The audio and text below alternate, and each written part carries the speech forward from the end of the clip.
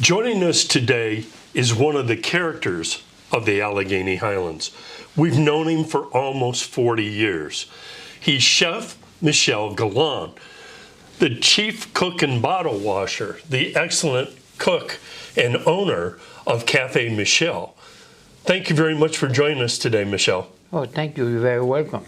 This is a bittersweet moment because Michel, after all these years, and we mean many, he's in his 70s now, and he was apprenticed in this field at age 12. After all these years, he's decided to retire on December 31st. Welcome again, Michel, and this has been a long journey for you. Oh, yeah. When you were apprenticed at age 12, what made you want to be a chef?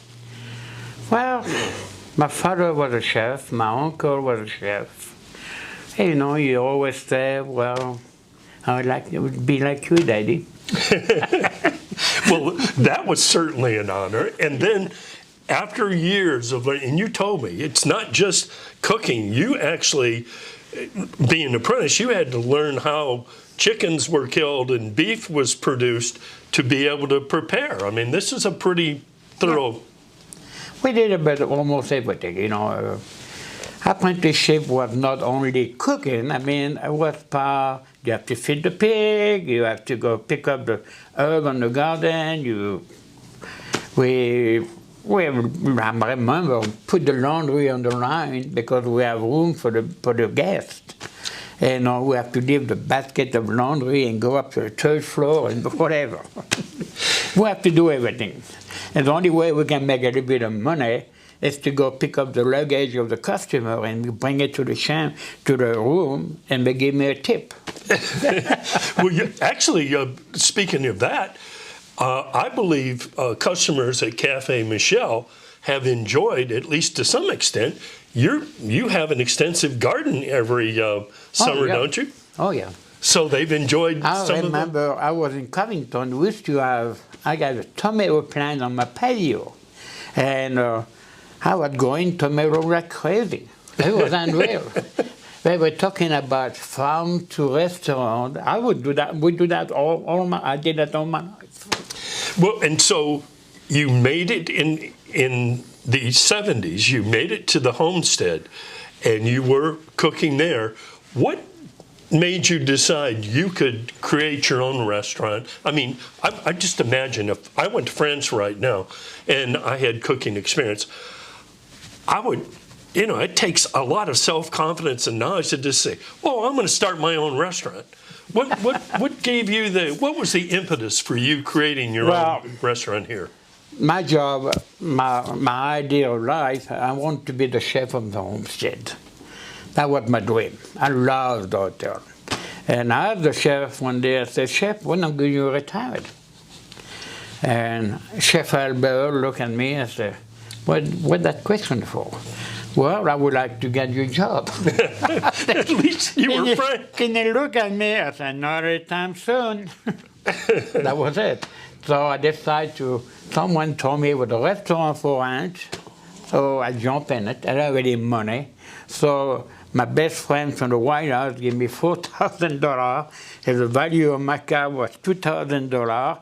Then I opened the restaurant with no knowledge whatsoever to be in business in America. I don't know what is supposed to pay the deposit on the electric, gas, this and that, for the LLC, whatever. I learned very quickly. Anyway.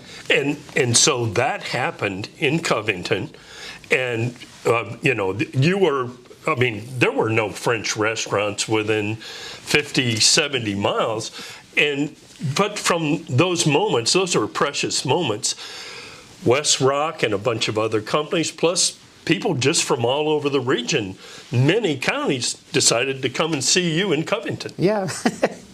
I remember cook hot dog for 95 cents, grilled cheese. I love myself to that market, but the only way to survive. And so you started this with a little bit of borrowed money and an old car, and you made it go. And then at one point you decided, hey, let's see what the market's like in Lexington nearby. And you had the same kind of clientele there, didn't you? Lexington was not a good experience, okay? I mean, between we started in Clifton Forge was good. I mean, we moved to Clifton Forge, and that was good. Then, West Vaco was one of my big customers, and they got upset about because I'm catered to West Vaco, so my business, I was a little bit too high at the time, price-wise. Okay. So when I moved to Lexington, then it was a bad adventure. Well, let's talk about the more positive things. That's so right. you're right, and so you're back in Clifton Forge, and these past several years, many nights you just can't. If you didn't call in advance, you've been packed, and that's because of this expansive menu you've got. So as an apprentice, you learn how to cook everything, beef, lamb, everything, huh? Well, exactly. Or all along the way, did you develop your own style as well? Well, I try to adjust my business to the customer. You give them what they want. You don't give them what you want. Boy, they want this, so that's where you make your money. I learned that from an old chef. I say, if you want to be in business, what's his name, Mr. Routier from Hot Spring, he said, give them what they want. And that was the key of the business. That's smart. One other thing I mentioned, Michel, before we started today, I said, okay, I get this learning how to cook and learning how to kill beef, lamb, chickens, all that. But Michel's pretty well known for one other thing. He's a chef that comes out of the back and regularly greets his customers. And so I said, okay, Michel, when I'm there, everybody's positive and slapping him on the back, and Michel gets to know everybody and has good conversation with him. I said, but isn't that kind of risky? I mean, you're coming out and asking me, how do I like it? And there's everybody else around. And actually what you said is maybe one or two over all these years weren't positive, but the rest were pretty positive. Yeah. Oh, yeah. I don't remember to have bad experience. What I do most of the time, I look the plate when they come back when I serve the plates, I know what it looks like, and I look when they come back because I can see the plate coming back from the dining room, and I always ask why and this, why and that, because I want to know.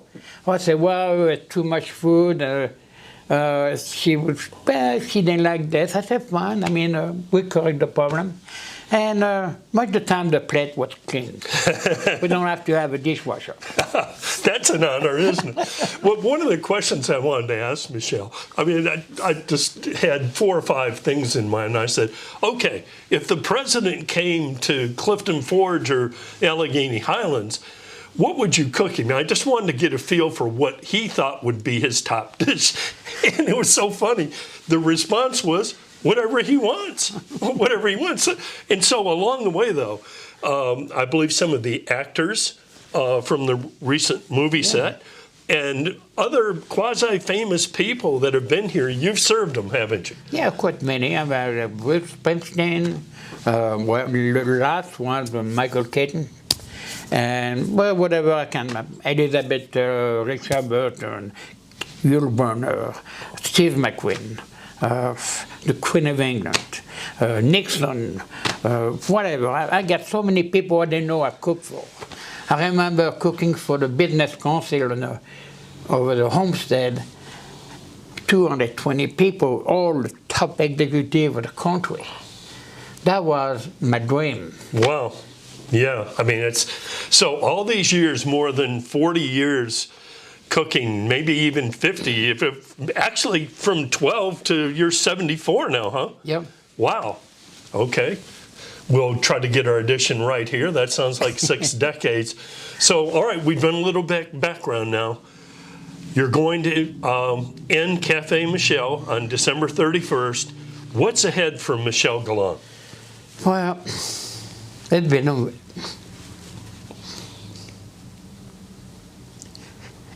emotional.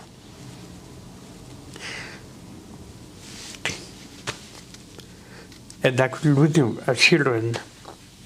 It is. It's not with you. It's not just a job. You've made it an art form. it's your whole life. And so at some point, I'm sure we're still going to see you. I know I'm going to see you at some party, and I'm going to say, hey, I thought you stopped. You were supposed to retire, and I'll see 3 fillets going here and something going there. I just have a feeling this is not the end of the cooking road, but I had in mind, I know you like woodworking. There's gardening, you like a whole bunch of different things. After you take stock of this, oh, it's going to be sad. It's going to be sad. You had a good staff along the way, haven't you? Good help, nice people, a wonderful customer. I mean, you can ask for, a repeat business, constant repeat business. They come from everywhere.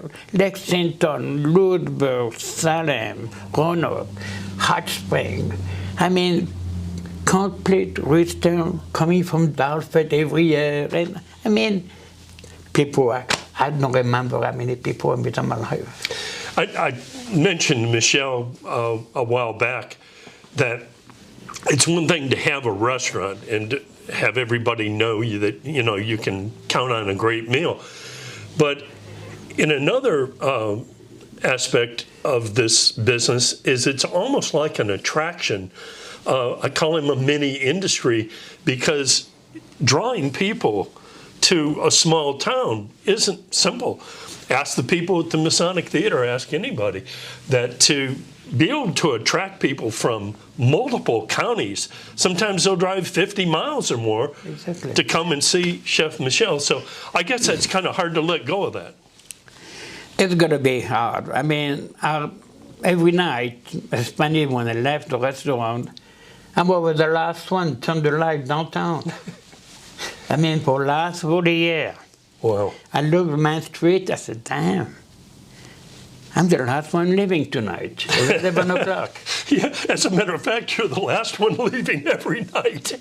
Every night, yeah. So, all right, let me try again, though. So when you flick that light off on December 31st, what are you going to be doing? Are you going to take maybe a couple days and just take stock of it all? But I know you're a builder. You're probably going to get the saw out and the crowbar. You're going to be building something. I'm going to do, I'm going to clean up the restaurant, paint it, and it's going to be for sale.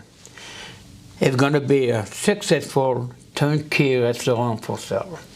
That's going to be my view.